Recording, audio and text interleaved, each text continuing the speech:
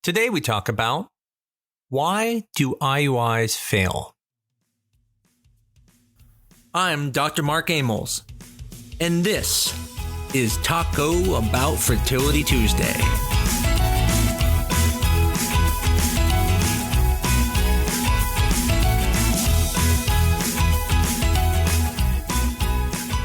When you think about it, it actually doesn't make any sense why an IUI wouldn't work. I mean, you're making extra eggs, you're taking sperm, and you're injecting it right into the uterus. I mean, in your mind, it should work. And it really should when you think about it. But what's surprising is that IUIs actually are not very high chances. Each IUI is going to be somewhere between about 10 to 22%. Now, if you're doing something more aggressive, you're going to be in the higher 15 to 22% range. But if you're doing something a little milder, like just Femara or Clomid, you might only be between about 12 and 15%. And so, although it does seem like they should work, it's important to understand that they don't all the time. I don't tell you this because I want you to feel there's no chance of them working. They do work. I more want you to understand that you should set expectations that it's going to be lower chances, that it could take a few cycles to work. However, even when I tell patients this and I prepare them ahead of time that the chances are, better that it won't work than will work on the first try, they're devastated when it doesn't work. And so today I want to talk about, why does it not work? Why does something seem like it should absolutely work not work? In the last episode, we talked about reason why IUIs are done, and that does play a little bit of the part into things working or not. So clearly, if you're doing an IUI for the wrong reason, then it's not likely going to work. So for example, if your tubes are blocked and you're doing IUIs, you are not going to get pregnant because your tubes are blocked, sperm can't get to the egg. If your sperm is too low, if it's less than 10 million sperm total, then there's a good chance IUIs won't work and that your doctor is probably doing them hoping it will work, but in reality, it's probably not going to. What I want to talk about is when it is the right time to do IUIs and then it still doesn't work. And the most common times that we do IUIs are going to be with unexplained infertility, and then we're also going to do it with male factor problems. Now, there are other reasons to do IUIs that people may choose, such as not able to have intercourse or painful intercourse requires them to do IUIs. But in the end, this still applies to them. So as we discussed in the last episode, the purpose of IUIs is to bypass the cervix where there could be a hostile environment. Plus, you're helping improve the sperm parameters by now putting millions into the uterus versus only hundreds of thousands. Naturally, when you have intercourse, only hundreds of thousands of sperm get into the uterus, whereas now millions get in. So by improving the sperm, by increasing the quantity, and by bypassing the cervix, you're able to have success. So let's talk about unexplained. Unexplained infertility does not mean there's not a problem. It just means we don't know exactly what the problem is.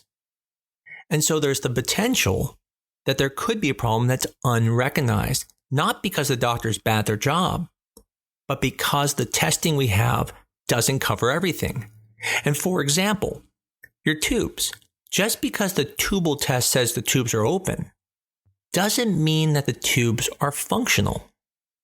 You could have open tubes, but the little fingers that pull the egg towards the tubes may not be working. And so in that situation, everything looks good, but you really cannot get pregnant with IUIs. The same thing with sperm. Sperm may look good, but we have to keep in mind that these are just statistics. We're just saying if sperm is in this parameter, there is lower chance there will be problems. That doesn't mean there can't be problems. I always make the comparison of sperm to NBA draft picks. Years ago, when they used to pick NBA players from the draft, they looked at the history of the player. They would say, how well did they do? Did they do really well in college? And that was kind of the way we did it all the time. And then when metrics started coming out and they started realizing, if we just look at the height of the player, if we look at the wingspan, how high they can jump, even if they're not a great player, we can determine that they're going to be pretty good in the NBA. And so when they started doing that, they started having more players make it on successfully than just using the old technique of looking at their past. But what's important to understand about this is sometimes there's been some really big flops where when you look on the paper, it looks amazing. It's going to be the next Michael Jordan. But then in real life, they don't do that well. Well, the same thing goes for sperm. Sperm can look really good on paper, and we're like, wow, that's the Brad Pitt of sperm right there. But in reality, the sperm may not be well on game day. On game day, it may be falling short. Going a step further than that, there can also be issues with the sperm being able to fertilize the egg. So the sperm has to interact with the egg to fertilize it. There's the thing called an acrosome on the top of the sperm. In some sperm, it's not as good, or there could be problems. Now the issue is, again with unexplained infertility, there really isn't a good test to check the sperm ability to fertilize the egg. Because even if you use the mouse egg, that doesn't matter, that's not your egg. If you use another woman's eggs to test it, it doesn't help because it's not your eggs.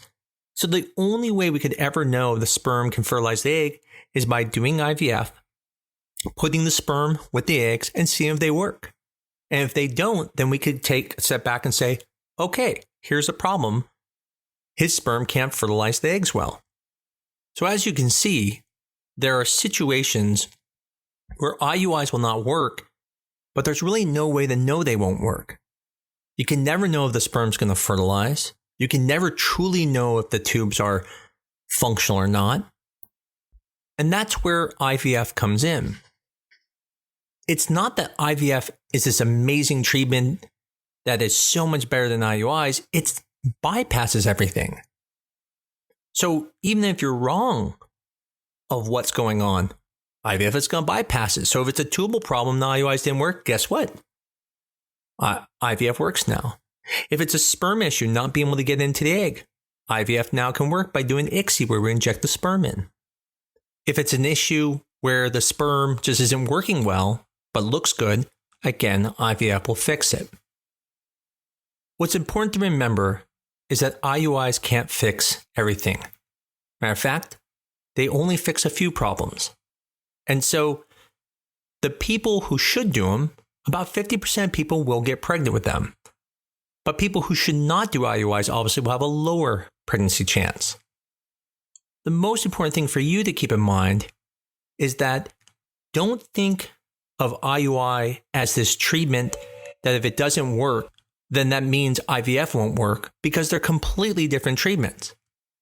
I always make the joke that IUI is not like a Junior Whopper burger at Burger King, and IVF is a Whopper, just a bigger version, better version of it. But instead, if IUI is the Junior Whopper, then IVF is going to be like the best taco or filet mignon you've ever had. It's a completely different treatment that has different success rates. Not because it's better, but because it bypasses everything and then allows us to get more egg.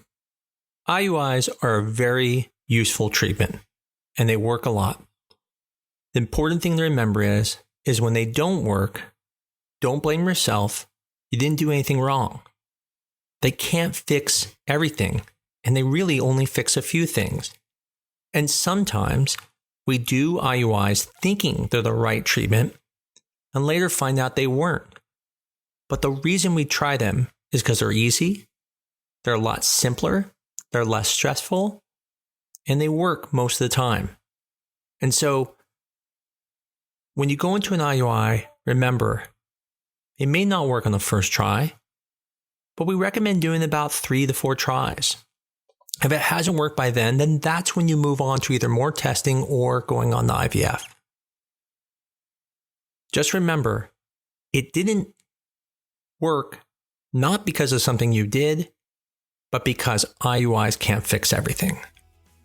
Well, I hope you guys enjoyed this episode. As always, if you like what you hear, please review us, give us 5 stars on your favorite podcast media that you listen to. I look forward to talking to you again next week with more subjects. And again, if you ever have any that you would suggest, please send a message to me either through our Facebook page or by sending it to tbft@newdirectionfertility.com. I'm more than happy to address it. Until next week, this is Talk About Fertility Tuesday.